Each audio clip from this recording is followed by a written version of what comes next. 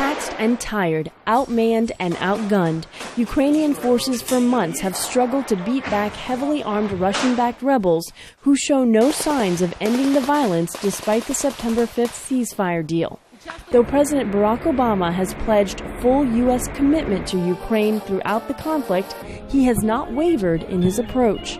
I think it is very important to recognize that a military solution to this problem is not going to be forthcoming.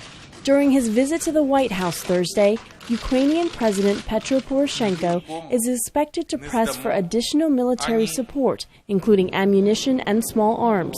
So far, the United States has pledged some $70 million in aid to Ukraine in the form of body armor, communications equipment, and rations.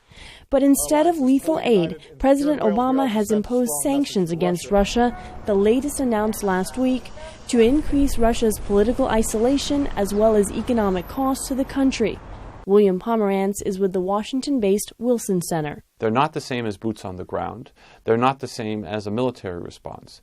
And they haven't necessarily stopped Putin from doing what he wants to do from a geostrategic standpoint.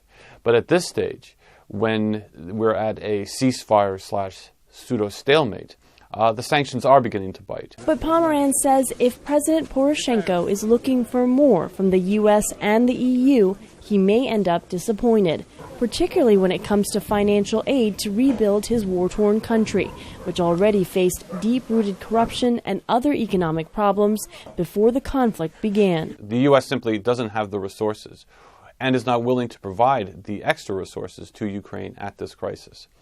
So on top of all the difficulties that Ukraine face, it also now realizes that it pretty much will have to go this crisis alone.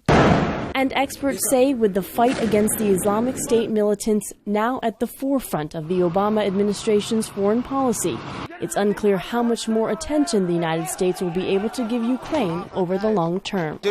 Aru Pandey, VOA News, Washington.